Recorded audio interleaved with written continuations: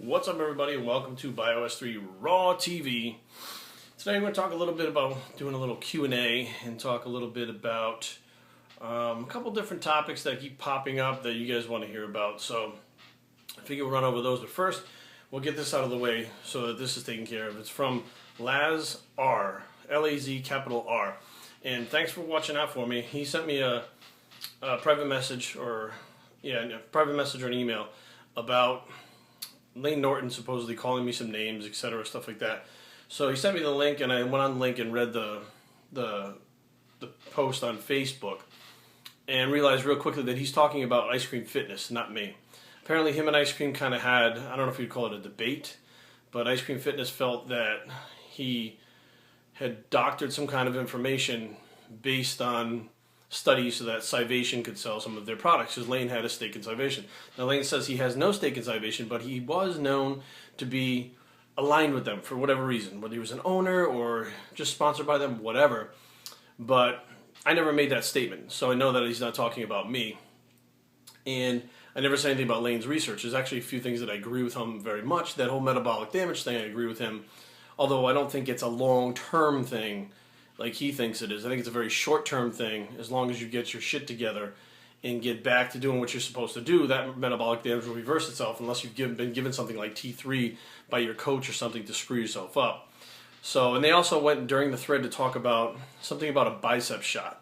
And then the guy said, did I really see that? So that's Ice Cream Fitness's thing when he does, let me give you guys a bicep shot. So that's how I know they're talking about him. They didn't really call him out by name. And I know Ice Cream's done a couple of videos and saying, well, I'm not going to call this guy out by name, but, and gave enough information so you could figure out who the people that he's talking about are. So that being said, I appreciate you looking out for me, but it wasn't me that he was talking about. So let's move on to the Q&A portion. This one comes from FTWX13 or times 13 or something like that. He says, in the past, you've addressed what supplements I take, like a multivitamin, fish oil, immune boosters, which supplements are total garbage in my opinion. So in my opinion, anything that's got some kind of crazy claim, like these new myostatin inhibitor supplements or these test boosters, it's like boost your testosterone 600%. Nothing out there is going to boost your testosterone 600%. Like the Long Jack, Folii, all these things that came out, Smilax, dibingazide. I do think some of the Tribulus products like Tribustan by SoPharma, which I feel like is the strongest product, works well, and this stuff is expensive. So if you're going to GNC and you're paying $22 for something, you're probably not getting that great of a product. So, you know, be aware of what these things cost and what their claims are, because that's a good way to spot whether or not you're getting a good quality product or not. The more outrageous the claims, the more that it's probably bunk. So I do think that my personal opinion is Muscle Tech has cut a lot of corners with their products. They don't work that well anymore. I do think that BPI is the new up-and-coming Muscle Tech, which they have a lot of great products that are coming out that do work. And, you know, there's plenty of companies like Gaspari, BigBitchFormula.com. I do think that Optimum Nutrition is a good company that has good products. Animal, Universal, all these companies have good products that have stood the test of time for many years, and not just a company that popped up with some kind of outrageous claims about having this new myostatin X blocker or whatever it is that's going to revolutionize supplements. That's the stuff you want to look at and say, okay, this is probably garbage. Then what you do is you just find out the main ingredient that's in it, Google it. When you Google it, things will start popping up and you'll find reviews, and those reviews pretty much will shut down right away what you were thinking about. If you thought it was great, it's going to tell you that it's not. The other one, let's see, the other question is from Mr. JB4217. He says, I find for myself on training days I remember to take what I need, but on the off days I find I forget to. Plus, after a while, this stuff runs up a nice bill. He wants to know why it's important to take his supplements, and I guess how to make sure that you take them and not forget them. So first of all, it's important to take them because through foods, I don't care how natural the foods are, you're going to be lacking certain nutrition and vital nutrients. It's just a fact. So stuff like fish oils for your essential fatty acids, your omegas, stuff like a multivitamin, mineral. Now, what most people don't realize is if you're not completely nourished mineral-wise, your body cannot, physically, biologically, cannot function at 100% unless you're totally nourished mineral-wise. So that means just by skipping your minerals and not taking them, you get mineral loss through sweat and all kinds of different things throughout the day. If they're not replaced to 100%, you don't function 100%. That means you don't build muscle, you don't think right 100%, nothing in your body functions right 100% without those minerals.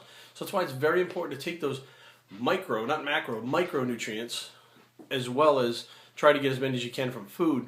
Because if you are doing some hardcore training and stuff like that, you're going to burn off more than the average person, so you need more than the average person. Now, my advice to take them, most people say take them first thing in the morning. My advice, take them after your workout and take another dose of a mineral before bed, because both those times your body's replenishing and nourishing itself, and that to me is when they're not going to be burned off. They're going to be utilized. So that's just my opinion. There's no scientific data to back it up, but it seems to make sense in my bro science world. So that's the way I do it. I have most of my people do it. Training Palooza. He wants to know about androgen psychosis. So he wants to know about the psychological effect of steroids in high dosages. Well, there's no studies done on high dosages. You have a 600 milligram, I think, testosterone enanthate study, which is the highest they've gone, which is probably what a beginner would use if they were starting a cycle, stacked with other drugs, so that doesn't really tell us anything. But, excuse me, what I like to explain how this thing works is, I call it the Superman syndrome, okay? And that is, if you were in the gym and you bench pressed 500 pounds that day, there is such an exhilarating feeling from that, such an adrenaline rush, such a push to your psyche, that you feel like you can do anything. And there was actually a case of a guy who was bench pressing and then went outside in the parking lot, walked to the street, and tried to stop a moving car because he thought he could do it, and got hit by the car and died. What would make you think of doing something like that? That's not a violent act, okay? That's not roid rage, that's psychosis. So what happens is you feel so strong, so pumped up, like nothing can touch you, like you can do anything, that next thing you do, you're trying to stop moving cars, or you're waiting in line at the bank, and you want to just take everybody and push them out of the way because you want to go first, because what are they going to say? You're jacked, you're huge, you're strong. They're not going to do anything to you. They can't do anything to you. So it's that sense of reality, your own reality, that you're Superman, you can do and say whatever you want because you're strong. And usually that comes from somebody who wasn't strong before. So now they suddenly have this power that they didn't have before, that they think that it makes them a better person. It makes them an evolved person, better than everyone else. Other than that, the depression when you come off of them, which happens, I mean, that's totally legit if you're prone to it.